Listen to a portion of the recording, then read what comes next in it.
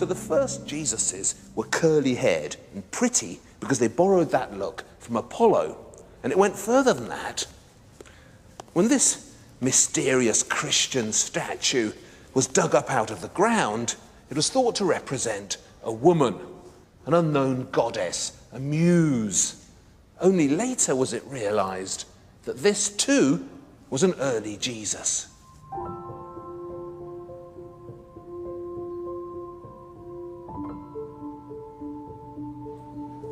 In that wonderful museum in Cleveland, the one with the Jonah marbles, there's a carving of Apollo performing a miracle with Nike, the goddess of victory. Apollo is the robed figure on the left. And look how shapely he is. How easily we might mistake him too for a woman. Pagan gods could be male and female. They could amalgamate the sexes and represent both genders at once, just like this Jesus here. Extraordinary as it sounds, the first Jesuses were sometimes made to look feminine on purpose. They were given suggestions of breasts, beautiful faces, soft bodies and long hair. There is neither male nor female, wrote St. Paul to the Galatians.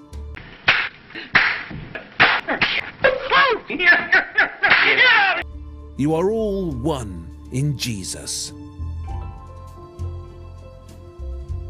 The pagans had lots of goddesses to worship: Venus, Isis, Diana.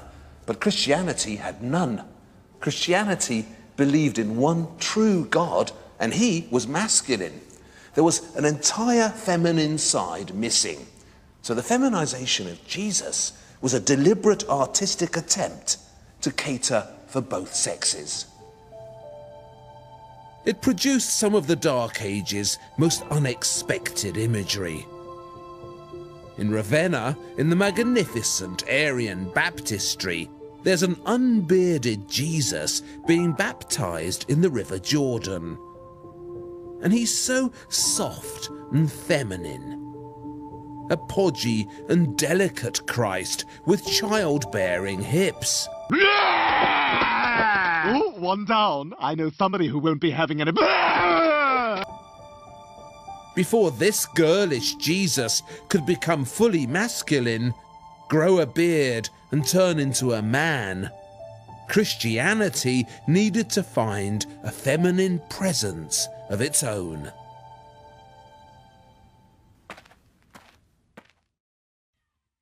This new thesis theory of yours.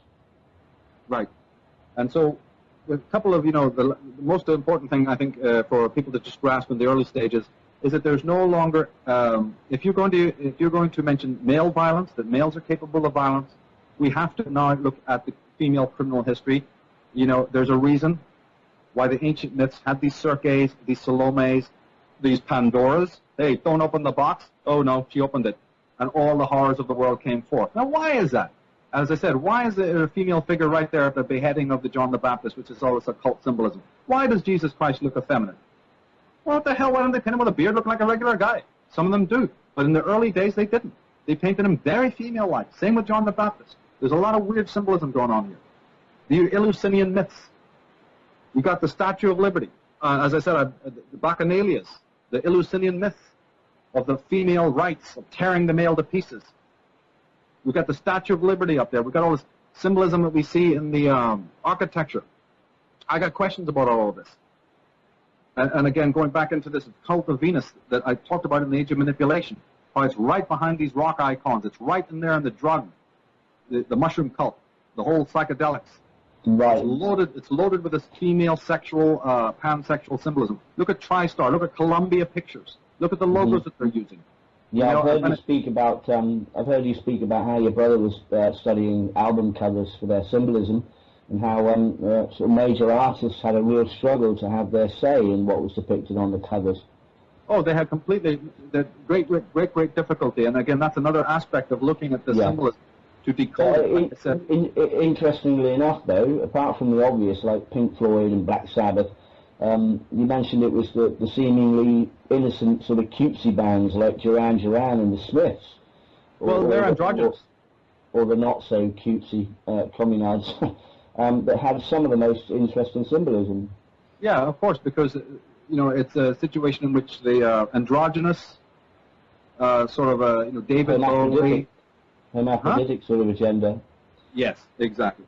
This is, again, not been gone into it with much detail as it needs to. There's a certain kind of male that they go for, that they find very attractive, because it's that old. In fact, this is one of the threads of symbolism. They go for that androgynous male because this sisterhood is infatuated with Adonis, with Apollo. It's their old stuff again. It's the solar child, man. It's the solar child. The Jim Morrisons. They got a Diane Water. The Brian Joneses. The Bob Marleys. All of this kind of stuff. The other guys they leave alone because they don't fit the symbolism. But the Mick Jaggers, they do fit the frickin' symbolism, and plenty of others do. Some do, some don't. I mean, look at America again. Under a female Statue of Liberty. Why? It's meant to be a very male, masculine, materialistic, hard-ass country. My foot. It's born under the female sign of Cancer. People go and watch my little DVD, my little free DVD on the Declaration of Deception. I figure I have right there the chart of United States of America, emphasizing it was born. Yeah, I emphasize in there it was not only born under Cancer, the female sign of the zodiac, for goodness sake, but it was also born under the star Sirius. Osiris, yeah. Yeah, which has always been considered the star related to the female goddess. What did the actual president sit in? An Oval Office. The pentagon is a female symbol, the 5. The pentagram is always the symbol of the female. It's nothing to do with Satanism. It's to do with a female. Femme. Femma. 5. Phi ratio. The phallic obelisk, yeah, obviously that's male, but the Oval Office in which they actually sit is the symbol of the egg of the female. So given all this, we've actually literally been chasing the devil's tail. Well, you see, it's a game of deception. Many people have said, while we are facing the fortress of the male Illuminati, beating on the door, going, "Let me in, I'm going to strangle you," and here's Alex Jones is ready to do it. While we're bullhorning them, well, we are literally facing the battlement up on the hill, out of sight, on horseback, is the real enemy. They're right exposed. They're right there. They're right behind you. They're up there on the hill. You see that shining glass? But they want you over here because there's a game, an incredible crime that's been committed, so intricate, so web-like, so absolute. Thousands have gone into the ditch, charging to be slaughtered, mowed down like something you've seen in frickin' Tolkien's Lord of the Rings here. And all the time up there on the hillside is the real feud. The top of the pyramid is detached, isn't it? The 14th level. It reminds me of, it's quite a descriptive way of looking at it. Kind of, an image flashed into my mind of Schindler on the horse looking down on the ghetto being cleared by the Germans. Isn't it? That's how it's all done. It's always done like that. Yeah. It's always done like that. You create distraction, and it's easy to distract. Yeah, that's a magician's trick, isn't it? What the left hand is doing, the right hand is doing something else. That's right. But when you follow the trail of symbolism, you say, why is a man inside woman's clothes? Why is a man inside a dress?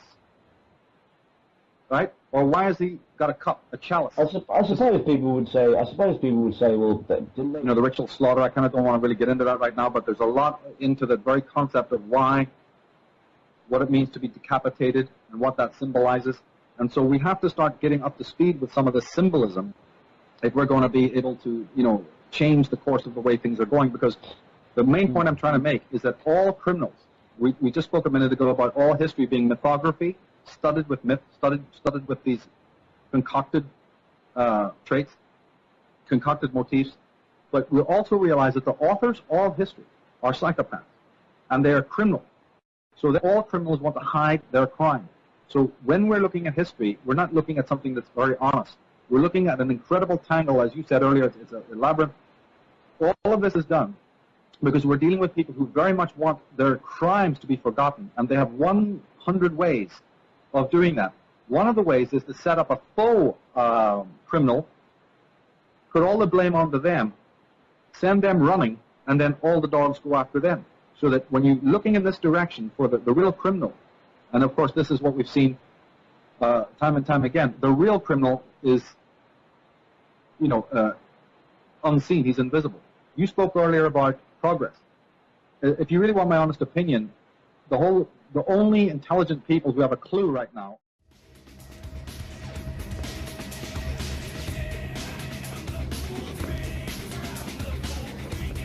Hello, Neo. How do you know that name? I know a lot about you. Who are you? My name is Trinity. Trinity. The Trinity? That cracked the IRSD base. That was a long time ago. Jesus. What? I just thought, you were a guy. Most guys do.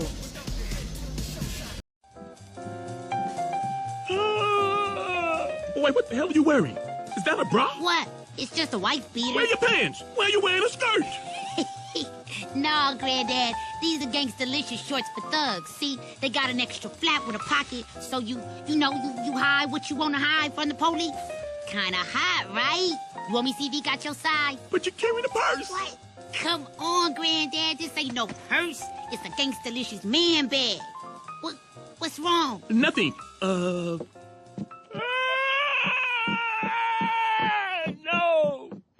The woman shall not wear that which pertaineth unto a man. Neither shall a man put on a woman's garment. For all that do so are abomination unto the Lord thy God.